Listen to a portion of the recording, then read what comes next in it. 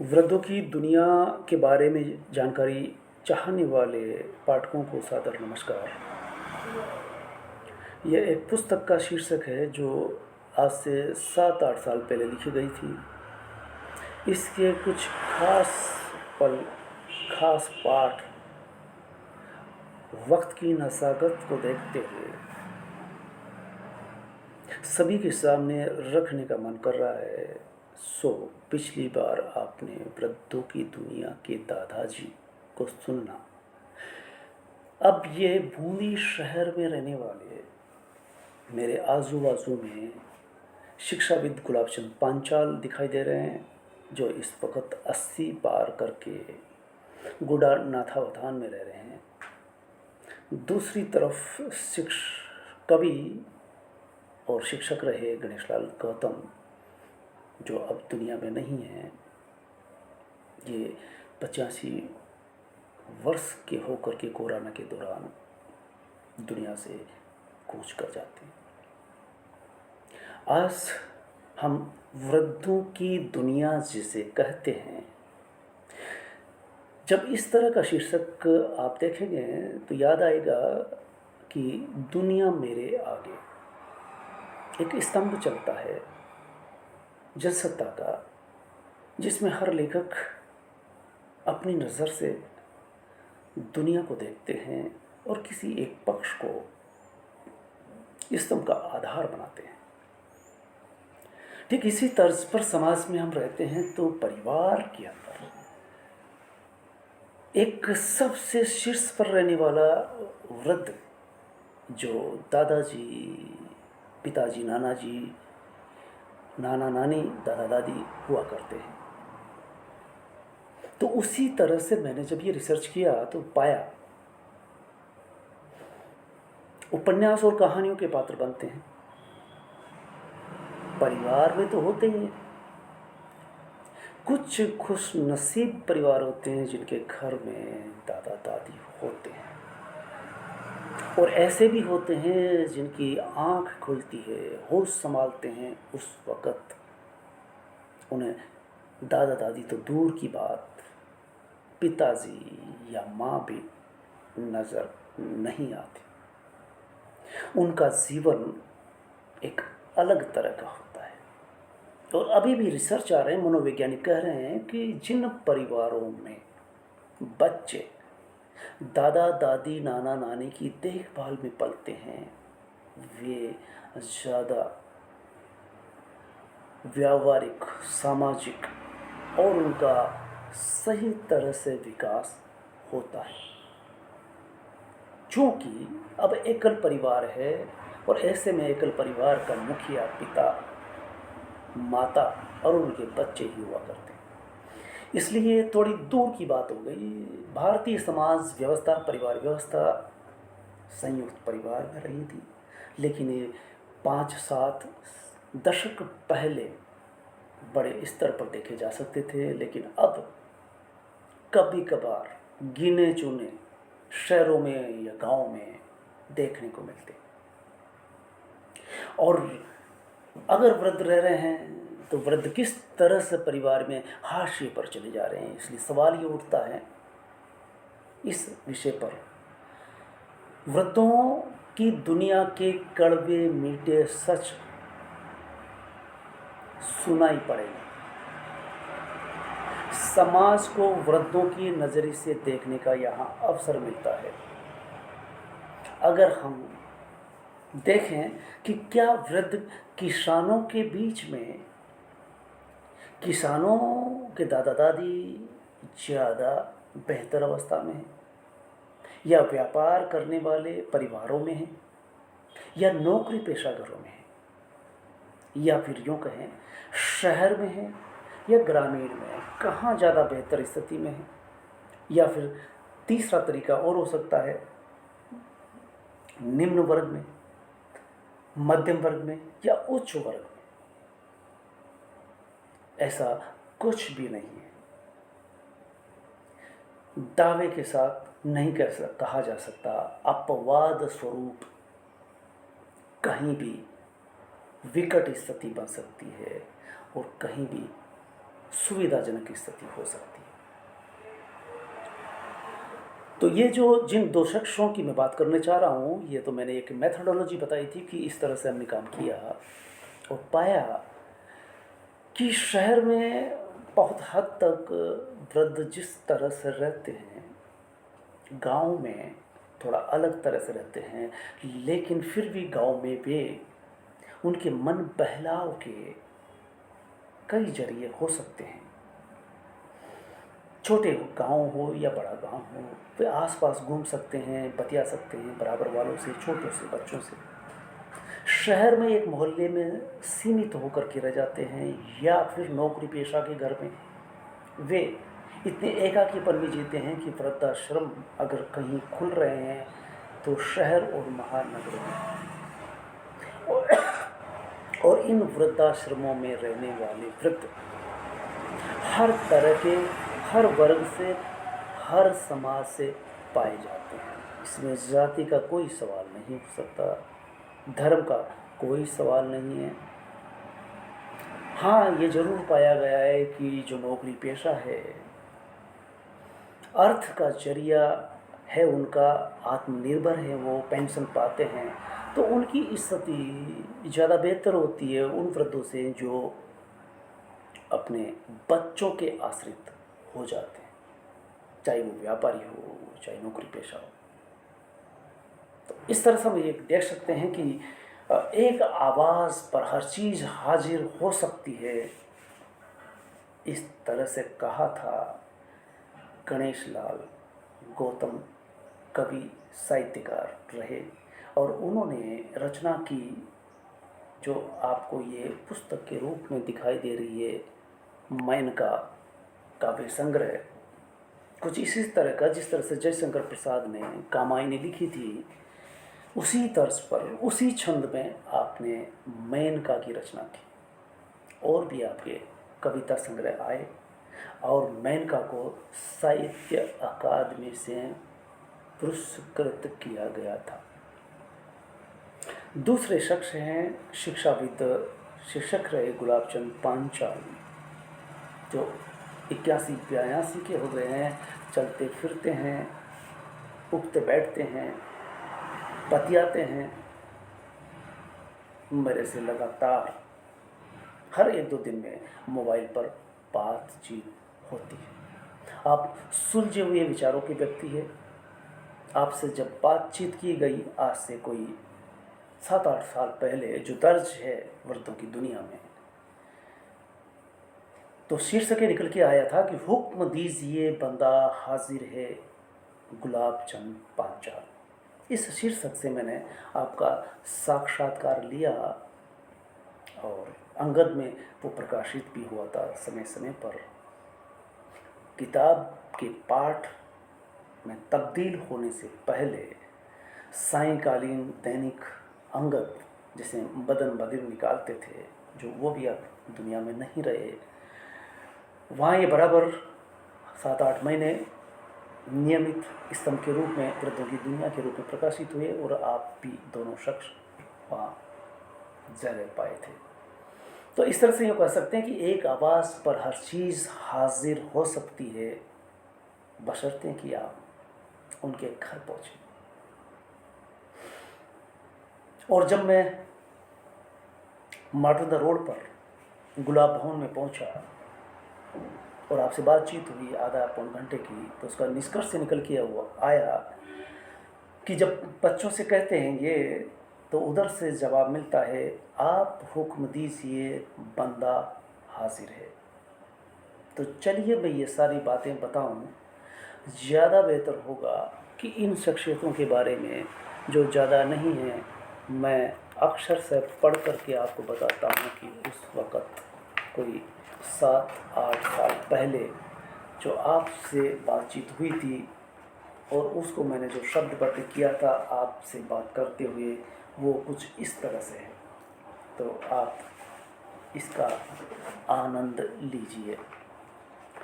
वृद्धजनों से साक्षात्कार की कड़ी में गुलाबचंद पांचाल का नाम बड़े सम्मान से आता है। पूर्व परिचित होने से मैं धर्म संकट में ही था कि एक सुबह आपका मोबाइल आता है, आप आ सकते हैं। मेरी धर्मपत्नी भी गांव से आ गई है। मैं सुबह के बजाय शाम को ही आपके निवास पर पहुंचता हूं। आप शाम का खाना बैठक में खा रहे होते हैं। मुझे देखते ही बोले, आइए आइए। जवाब में मैं बोला, पहले आप खाइए खाइए। सुनकर हंसी का फव्वारा फूट पड़ता है। शायद यह हंसी ही है जो आपको 72 वर्ष पार कर लेने पर भी युवाचित बनाए रखती है। परिवार में 2 बेटे 2 बेटियां हैं। सभी अपने बच्चे बच्चियों के साथ रह रहे हैं। घर का मुखिया भी बारी बारी से दोनों पुत्रों के साथ सप्ताह भर में आते जाते रहते हैं। पांचाल जी को अधिकांश समय बूंदी वाले बेटे के यहाँ और पत्नी को बड़े वाले के यहाँ गांव में रहते हुए देखा जा सकता है। अब जबकि ये ज़्यादातर गांव में गुड़ानाथ अवतार में निवास करते हैं। आफ्टर कोरोना शिक्षक वृत्ति से सेवानिवृत्त हुए, पर सामाजिक कामों से बराबर जुड़े रहे। समाज के अध्यक्ष उपाध्यक्ष रहे तो वृद्धाश्रम के अध्यक्ष भी आपको बनाया जाता है। बेटों के साथ कैसी गुजर रही है, सवाल के जवाब में अपनी बात एक घटना से आरंभ करते हैं। जब बाईपास हो चुकी थी अपने शरीर की, गाँव में इस पर सपरिवार रहा करते थे। छोटे बेटे का मेडिकल स्टोर शहर में होने के कारण रोज़ अप डाउन करना मुनासिब नहीं जानकर उसे राय दी कि तुम्हें पूरी तरह से शहर में ही रहना चाहिए। बेटे ने अपनी शर्त लगाई, अगर आप भी मेरे साथ शहर रहें तो मैं रह सकता हूँ। आप तब से ही शहर में छोटे के साथ रह रहे हैं और लगभग तभी से ही बड़े के साथ पत्नी निवास करती है। ये बंटवारा किया नहीं पर हो गया। पिता पुत्र के संबंध कैसे हैं? जवाब में आप लंबी कहानी सुनाते हैं, जिससे ये साफ हो जाता है कि परिस्थितियाँ आपके काफ़ी अनुकूल रही है। बेटे और बहू आपके साथ पूरी तारतम्यता निभा रहे हैं। बाप बेटों के बीच में पीढ़ीगत अंतराल होता होगा। पांचाल जी इसके अपवाद ठहरते हैं। दूसरी घटना सुनाते हैं। मुझे एक बार रिश्ता निभाने के लिए दूसरे शहर जाना था, सो बड़े से कहा कि अगर ड्राइवर की व्यवस्था हो जाए तो गाड़ी से जाया जा सकता है, चूँकि दोनों बेटों के अपनी अपनी गाड़ियाँ थीं। बेटा बोला, आप तो हुक्म दीजिए, बंदा हाजिर है कि तर्ज पर गाड़ी सहित हाजिर हो जाता है। तीसरी घटना एक प्लाट जो विवादास्पद था। पांचाल जी ने कहा, हमें यह जगह छोड़ देनी चाहिए। जवाब मिलता है, ठीक है छोड़ देते हैं, कोई बहस नहीं। ये बेटे का जवाब। अगर जगह छोड़ दी जाती है, बाप कहें और बेटा हू मान ले, कोई बहस नहीं, तकरार नहीं, तब इसे आदर्श स्थिति ही कहेंगे, जो इस दौर में मुश्किल हुई जा रही है। बेटे बहू से आपको किसी तरह की शिकायत, बेटों से कोई खास अपेक्षा नहीं है तो इतनी सी कि घर में हंसी खुशी का माहौल रहे। भौतिकता की अंधी दौड़ में एक सदी पूर्व का माहौल नहीं बनाया जा सकता। फिर भी आप अपने स्तर पर बड़े के यहाँ जब भी जाते हैं तो घर की चौपाल लगाकर ऐसा माहौल बना लेते रहे हैं, और बाज़ार से जब भी लौटते हैं तो घर में 2 बार आवाज़ दे लेते हैं कि चौराहे से कुछ मंगाना हो तो लेकर आया जा सके। आदमी कभी काम के बिना नहीं रह सकता। जब तक सांस चलती रहेगी, अपने से जो भी बन पड़ेगा करते रहेंगे। पांचाल जी का जीवन सूत्र है, बाल कल्याण समिति CLG और वृद्धाश्रम की देखरेख कर रहे हैं। धन मिशन के लिए जरूरी होता है, पर जो धन को महत्व देते हैं वे मिशनरी नहीं रह जाते। धन का जीवन में क्या महत्व है? जवाब में बताते हैं, मेरी आवश्यकताएं पेंशन से पूरी हो जाती है, फिर भी पता नहीं क्यों इस उम्र में आकर लगता है कि जैसे पैसा बहुत महत्वपूर्ण है। उम्र के इस पड़ाव पर जबकि ज़िंदगी भर आप संतोषी रहे, सामान्य जीवन गुजर बसर किया, फिर ये पैसे इतना महत्व देने की सोच उठी तो क्यों? क्या यह बुढ़ापे में आ जाने वाला विचलन तो नहीं है?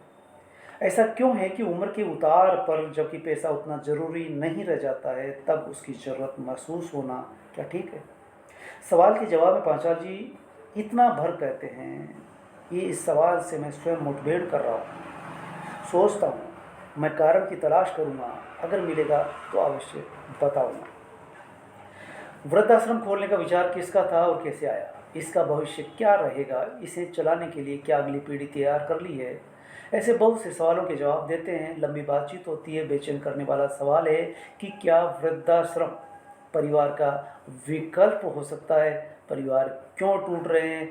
ऐसे ढेरों सवालों को लेकर आप समय समय पर चर्चा करते रहें। अपितु आश्रम में हम विचार विमर्श करवाते हैं। विद्यालय महाविद्यालय के छात्रों से निबंध लिखवाना, इस विषय पर वाद विवाद करवाना जैसे समाज से जुड़े शैक्षणिक कार्य भी करते हैं। आश्रम के अलावा इस समय आप बाल कल्याण समिति में जिले भर के केसों को भी देखते हैं। समाज की अखिल भारतीय विश्वकर्मा महासभा की कार्यकारिणी के सदस्य व प्रदेश प्रभारी और अब उपाध्यक्ष के रूप में हैं। इस बात को 8-9 साल हो गए और आपकी उम्र ज़्यादा हो जाने के कारण आपने कई पदों से अब इस्तीफा दे दिया है। अब आप स्वैच्छिक समाज सेवा से भी सेवानिवृत्त लेकर के अब देने क्रियाकलाप में लगे हैं। दूसरी आवाज़ जो सुनाई देती है, एक आवाज़ पर हर चीज़ हाजिर है, गणेश लाल गौतम। इसी तरह से उनकी पंचायत में, उनके घर पर बैठ कर के हम अक्सर बतियाते हैं। साप्ताहिक आधा पौन घंटा 1 घंटा हमारी मीटिंग होती है, साहित्यिक परिचर्चा होती है। उसी में एक दिन हमने कहा कि मैं आपसे आपके जीवन पर, आपके पारिवारिक जीवन पर कुछ चर्चा करना चाहता हूं और आपने सहर्ष स्वीकार किया। उन्हीं पलों को मैं यहाँ शब्दबद्ध कर रहा हूं। 80 वर्षीय गणेशलाल गौतम के 3 पुत्र और 3 पुत्रियां हैं। पत्नी के बीच में ही छोड़ जाने से जोड़ी बिछुड़ जाती है। तब से विदुर विरही जीवन गुजार रहे हैं।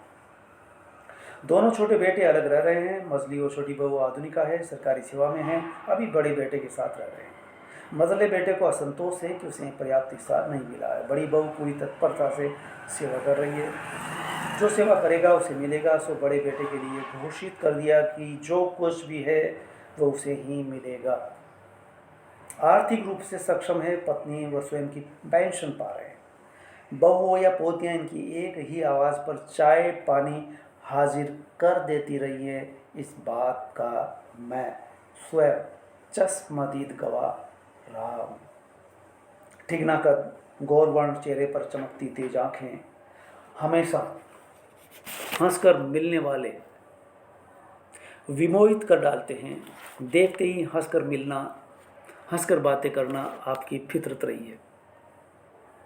बातचीत की शुरुआत में वे बोलते हैं, मैं बड़ा ही भाग्यशाली हूँ, मैं स्वर्ग में रह रहा हूँ।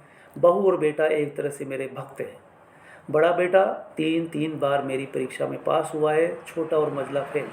बड़ी बहू के बारे में बताते हैं, जब दोनों बहुओं ने अपने दहेज में आए बर्तनों को संभाल कर टांडों पर रख दिया, तब बड़ी ने अपने बर्तन सामूहिक रसोई में शामिल कर दिए। बड़ा बेटा घर की सुरक्षा सेवा के लिए हमेशा तत्पर रहता रहा है। सर्विस लगने पर वह 200 रुपये मासिक हमारे लिए भेजता रहा। बाकी दोनों अपनी बहुओं के साथ अलग रह रहे हैं। वे व्यक्तिवादी और भौतिकवादी सोच वाले हैं। पत्नियों के कमाने के चलते दबे हुए हैं। गणेशलाल गौतम। पत्नी 7 वर्ष पूर्व बीच मझधार में छोड़कर चिर वियोग में अकेला छोड़ जाती है। गौतम साहब हमेशा पत्नी के संस्मरण आने जाने वाले को सुनाते हैं, मुझे भी सुनाए। पत्नी के साथ जीवन स्वर्ग लगता था। वह विश्वास का स्तंभ थी। उसके न रहने से मैं लगभग अनाथ हो गया हूँ। एक साहित्यकार के सवाल। संसार में जीने का आकर्षण ही नहीं रह गया। अटूट भरोसा और विश्वास जाता रहा। जीवन से अकेलापन से इनकार करते हुए बताते हैं, उनकी स्मृतियाँ और बड़े बेटे के परिवार में कभी अकेलापन नहीं लगा। बहू घूंघट लेती है, पर जो मांगता हूँ वह समय पर मिल जाता है। बेटा और मैं एक साथ खाना खाते हैं। खाना तैयार होते ही पोती आवाज़ देती है, दादाजी, दादी को भोग लगा दो और खाना खा लो। बेटा हर बात का ध्यान रखता है। छींक आते ही डॉक्टर के पास दौड़ कर ले जाता है। बेशक गौतम साहब भाग्यशाली हैं, सौभाग्यवान हैं। स्वर्ग ग्रह रहे। उनकी एक आवाज़ पर सब कुछ हाजिर हो जाता है। मैं स्वयं पिछले 6 साल से आता जाता रहा हूँ। वे लक्की निक्की को आवाज़ देते हैं और चाय काफ़ी ठंडा जो भी मौसम के अनुकूल होता है तुरंत हाजिर हो जाता है, आपके हाथ में होता है, वहीं बैठक में आ जाता है। जैसे होटल में ऑर्डर देने पर बाअदब से सामान प्रस्तुत होता है, बात ही बात में वे बोले चाहे आप अगर तो इसी समय आप टेस्ट ले सकते हैं, और मैं अगर इस समय चाहूँ दोपहर में कि हलवा खाने की चाहे तो हलवा आपके सामने होगा। मैंने कहा हंसते हुए कि नहीं, ऐसी कोई बात नहीं, मैं मान लेता हूँ, स्वीकार करता हूँ कि ऐसा हो जाएगा। वो बोले नहीं नहीं नहीं नहीं, ऐसा नहीं, आप टेस्ट ले सकते हैं। जबकि मैं चाय पी चुका था, वे बोले इस समय अगर मैं कहूँ तो हलवा भी हाजिर होगा। मैं मुस्कुरा देता हूँ। उन्होंने पुनः पोती को आवाज़ दी, बोले बेटी हमारे हलवा खाने की इच्छा हो रही है, अधिक नहीं थोड़ा सा ही, पर फुर्ती से लेकर आओ। उसी समय असली घी की सुगंध उस बैठक में फैल जाती है, और चंद मिनटों के बाद हमारे बीच में जब हलवा की प्लेटें आती है तो मेरे शरीर के रोंगटे खड़े हो जाते हैं। श्रीमान, मैं सपना नहीं देख रहा, मैं सपना नहीं देख रहा हूँ, वो हकीकत थी। और ये कई वृद्धों के लिए लाखों में एकाध होंगे जो इस तरह से कहे और चीज आ जाए। ये सपने से भी बढ़कर, ये मैंने अपने आँखों से देखा, कानों से सुना, और वो हलवा खा करके गणेशलाल गौतम एक 80 पार का वृद्ध एक आवाज़ दे और हर चीज़ हाजिर हो जाए। नामुमकिन है हजारों के लिए जो वृद्धाश्रम में चले जाते हैं। ये अपने घर रहे दोनों शख्स, ये एक तरह से आदर्श वृद्ध जीवन है जिससे रश्क कर सकते हैं अधिकांश लोग, ईर्ष्या कर सकते हैं। नसीब वालों को ऐसी आबो हवा मिलती है, परिवेश मिलता है। तो ये दोनों शख्स इस अर्थ में हैं जिसमें ये प्रतिदिन खुशपामी में जीते रहे। कोरोना के दौरान गणेशलाल गौतम हमारे बीच से चले जाते हैं, हम उनको श्रद्धांजलि देते हैं इस वीडियो के द्वारा। आज 4-5 वर्ष के बाद हमारे बीच में गुलाबचंद पांचाल जी हैं। इसके बाद और लगातार हमारे बीच में मोबाइल पर बात होती है, और राजनीति पर बात होती है, सामाजिक मुद्दों पर बात होती है। आप किसी भी विषय पर बेफिक्र बेबाकी से बात कर लेते हैं। यहाँ तक ही नहीं, जो बहुत बेहतरीन दार्शनिक स्तर के वीडियो आते हैं, मैं आपकी तरफ प्रेषित करता रहता हूँ, अपने भी और दूसरों के भी। आप उस पर बाकायदा सुन करके विचार विमर्श करते हैं। तो वृद्धों की दुनिया के पाठकों को सादर समर्पित है ये वीडियो। तो वृद्धों का ऐसे वृद्ध ऐसे हर परिवार में हो, हर परिवार को ऐसे वृद्ध मिले, हर वृद्धों को ऐसे परिवार मिले, इसी उम्मीद के साथ मैं समापन करता हूँ। इसे सुन करके आगे अवश्य बढ़ाएं, सब्सक्राइब करें ताकि अगला वीडियो भी आप तक पहुँच